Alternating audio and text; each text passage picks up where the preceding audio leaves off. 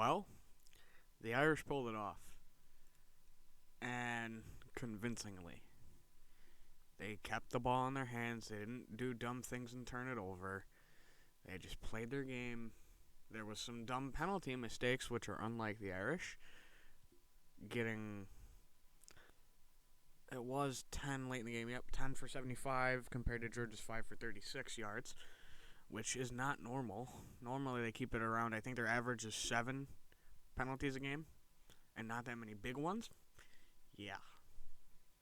Notre Dame would stifle the Georgia run game really heavily, and the big thing in this was they didn't make very many mistakes, and they capitalized on Georgia's. The fumble near the end of the first half, within the last minute, flipped the script and really swung the momentum. Plus, when you struggle like that, and there was the other fumble, when you're struggling like that, Georgia was doing well in the passing game, and then they just couldn't convert on third down. That killed them. And 0 for 3 on fourth. If they could convert on some of those third down and shorts or mediums, it might have been a different game. They might have at least made it closer.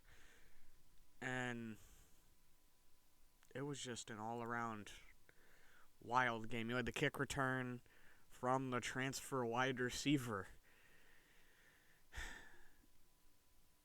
And it was Jaden Harrison. And I remember them going, back to receive, the transfer from Marshall.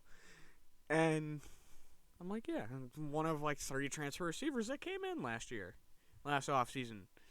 Then he starts taking it, and it's like you see that one perfect block, and you go, it's gone. And he takes off. So it was one of those things where the Irish showed up, and the Irish capitalized. Arian Smith did have that one big catch, and I thought they were going to start trying to go deep on Christian Gray. They didn't. I would have picked apart Christian Gray all day, every day, if I were them. The secondary stayed quiet in terms of interceptions. There was a close call I thought they could have had. And it looks like Mitch Jeter is back to healthy.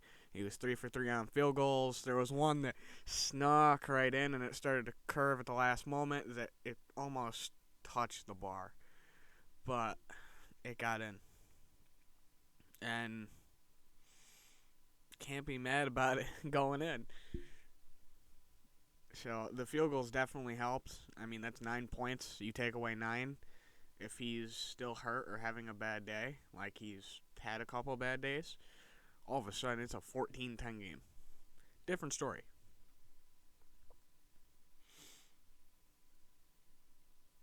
I'm just looking at the stats.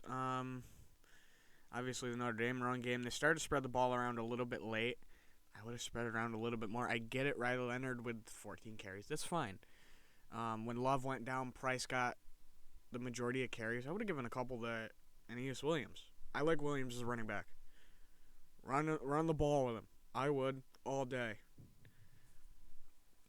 I think he's a great back. There was the one play where the pulling guard set Aeneas up to get absolutely crushed, and I still kind of feel bad for him because he stepped up in that gap against one of the best rushing best overall linebackers in the country, and he got blown up. That one I can still see that clip in my head.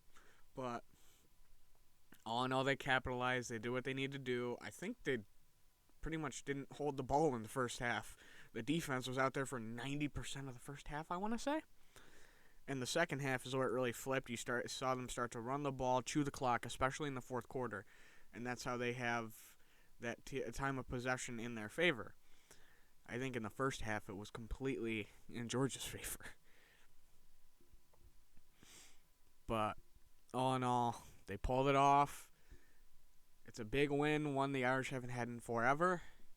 And now you have an old school matchup where you get to see Penn State take on the Irish.